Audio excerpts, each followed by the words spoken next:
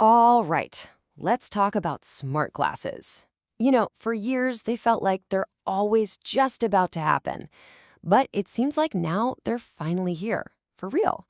And what's fascinating is that there are two totally different stories unfolding about what these things are actually for. And this is the question on everyone's mind, right?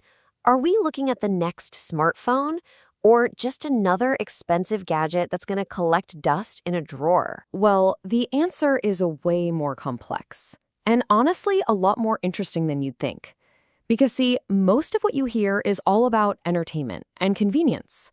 But there's this whole other side to the story, and well, it's much, much deeper. So, first up, let's dive into the side we're all familiar with. This is the promise of convenience, where smart glasses are sold as the ultimate gadget to keep you connected. For most of us, this is the pitch, right? They are the ultimate personal gadget. We're talking hands-free pictures, a private movie screen that only you can see, instant access to AI. The whole idea is to make your life easier, more fun, and just smoothly connected to everything digital. And if you look at the consumer market, you'll see they're not all the same. Different models are really built for different things. You've got the Ray-Ban Metas, which are all about style and capturing photos and videos on the fly with AI built right in. Then you have others like the X-Real Air or the Vitcher one. These are basically your own personal movie theater, creating these huge virtual screens for watching films or gaming. And you can see from the prices, they're positioned just like any other mainstream tech gadget you'd buy. So yeah, the promise is pretty clear. You could be watching a movie on your commute, and it feels like you're in a cinema. Or you could be capturing a video from your own point of view without ever having to pull out your phone. Or maybe you're just getting simple notifications without looking down. It's really all about that convenience and entertainment factor. Okay, but here's where the story takes a really interesting turn. What if this exact same technology could do something more? Something way beyond just entertaining us? What if it could fundamentally change how someone navigates the world around them? This quote from Allie Bluebox, who is a blind content creator, just nails it. Talking about her Ray-Ban Meta glasses, she said, "It's a very inclusive device because they are aesthetically totally normal." And that's the key part, totally normal.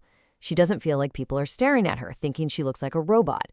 That removes this huge social barrier, which is what makes the technology truly inclusive. So that brings us to the other face of smart glasses, the one that's not about being a gadget, but about being a tool for independence. This is the part of the story that doesn't get talked about nearly enough. And to really get the impact here, you have to understand the scale of the need. We're talking about over 200 million people around the world who live with moderate to severe visual impairment. For them, just navigating daily life can be a constant challenge. And that's where something called assistive smart glasses come into play. Now, these devices are not for watching Netflix. Their job is to use cameras and AI to see the world, figure out what's going on, and then feed that critical information back to the person wearing them, either through sound or by enhancing the vision they already have. And the results? They can be absolutely stunning. Take this device from Spain, the Beal Smart Gaze. In clinical trials, it was over 95% effective at helping people avoid obstacles. I mean, that is a massive leap in safety and freedom compared to just using traditional aids alone. Now, getting used to these devices isn't always instant. It often involves a pretty careful rehabilitation process. There's a great example of a 23-year-old patient using the Ready Plus AR glasses. She started out in a totally controlled, static environment, just learning the ropes. And only after she mastered that did she move on to navigating the real world while in motion. And the result for that patient? Get this. Her vision went from 2400, which is legally blind, to 2030 with the glasses on. That isn't just a small improvement. That is a genuinely life-changing transformation. It's technology working with her remaining sight to open up the world. Okay, so you see what's happening here. We have these two parallel worlds, right? The fun consumer gadget on one side and the serious medical device on the other. But what's so exciting is that right now, those two worlds are starting to converge. And it's incredibly powerful. And you know what the biggest driver is? It's cost. It's always cost. Specialized medical devices like eSight can cost nearly $6,000.